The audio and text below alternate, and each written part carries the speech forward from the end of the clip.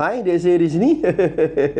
Terlebih dulu saya nak ucapkan salam takziah lah kepada Menteri Besar Perlis, kerana sepanjang pemerintahan beliau selama 2 tahun ini, beliau telah mendapat 4 SUK dalam masa yang terdekat. 4 bang. SUK yang pertama itu adalah sahabat saya, Datuk Yusran Shah. Kami dulu main hoki sekali, tapi sekarang dah jadi KSU, tak ingat kawan. Kalau dia dengar lah, Datuk Yusran Shah. Selepas itu datang lagi seorang seorang kerajaan daripada Kementerian Luar Bandar. Tak lama tuan-tuan, lepas tu balik ke Putrajaya. Lepas tu datang lagi seorang lagi SUK juga daripada kementerian yang sama. Tiba-tiba diarahkan balik ke Putrajaya, naik pangkat ke ataupun dia pun tak perlu tahu lah, suka hati hampa lah pada naik pangkat apa dia.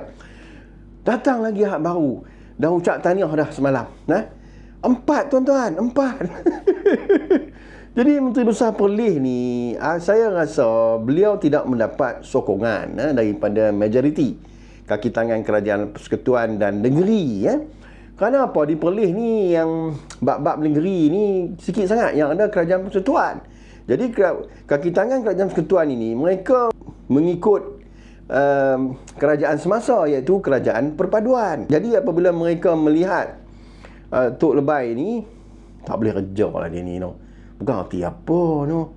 Betul tak? Tak erti apa pun, no. Dia ni setakat bekas guru, tak pernah jadi guru besar, tiba-tiba nak memimpin satu organisasi yang besar. Negeri bang, bukan kampung.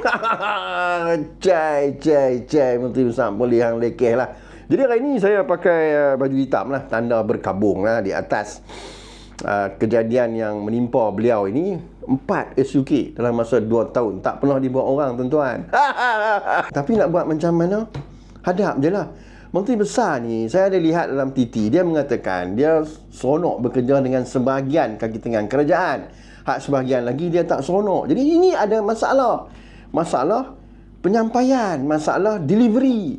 Sebagai Menteri Besar ni, kalau saya lah jadi Menteri Besar, SUK nak tukar 10 kali pun tak ada masalah apa. Kerana apa? Mereka ini datang untuk membantu urusan negeri Perlis. Jadi saya sebagai Menteri Besar, saya buat kerja saya. Saya pergi cari pelabur. Saya pergi China 10 bilion. Saya pergi India 5 bilion. Saya pergi Korea 2 bilion.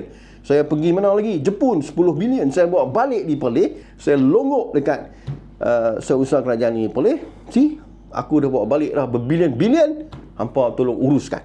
Kalau mereka tak buat kerja, tak nak masalah. Cakaplah dekat rakyat. Saya dah buat kerja saya. SUK tak mau tolong saya, lantak pergi ke mereka. Kemai tak kemai? Itulah. Sebab apa? Hang tak ada karisma. Cikgu Syukri, Menteri Besar Perlis, you don't have charisma to be a MB. Saya tengok dia ni level-level ketua kampung saja. Dia cikgu, seorang bekas cikgu. Dia tidak pernah menjawat jawatan eksekutif seperti guru besar, pengetua. Jadi dia tak pernah mentadbir orang di bawah dia. Dia hanya dalam patipah saja. Allah patipah Perlis coek sangat. Itu pun tak ada yang berkualiti. Semua walaun. Bukan erti apa, harap kepiah saja. Kepiah saja tinggi, akai tak ada. Cai.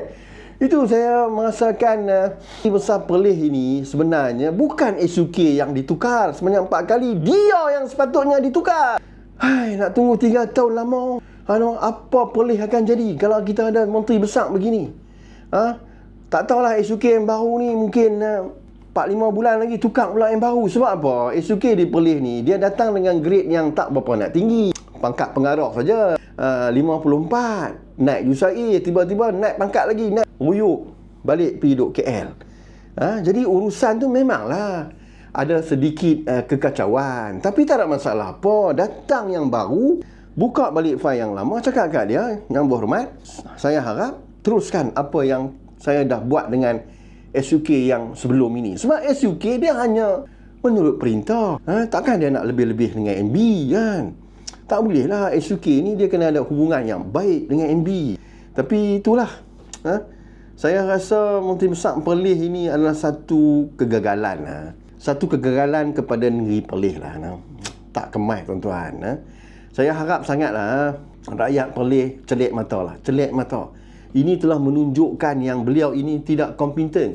Sampai 4 SUK. So PRU yang ke-16 ini tuan-tuan, tukarlah. Tukar balik kepada gabungan PHBN. Gabungan yang terbaik. Kita lihat PMX kita. Sekarang dah jadi pemimpin 15 terbaik di dunia. Terbaik tuan-tuan. Dan dilantik pula sebagai pengurusi ASEAN. Wow. ASEAN di bawah PMX ni akan menjadi satu pertubuhan rangkaian negara serantau yang akan menjadi tumpuan seluruh dunia. Russia nak bekerjasama dengan ASEAN, USA nak bersama dengan ASEAN, G7 nak bersama dengan ASEAN. Terlalu banyak tuan-tuan. Jadi janganlah kita memperjudikan nasib negeri Perlis kita ini kepada orang-orang yang tidak kompeten seperti MB Perlis ini, dan juga esko-esko beliau tidak kompeten tuan-tuan. Makan gaji buta. Tuan-tuan bayangkan dia dapat 20,000. Dia buat apa tuan-tuan?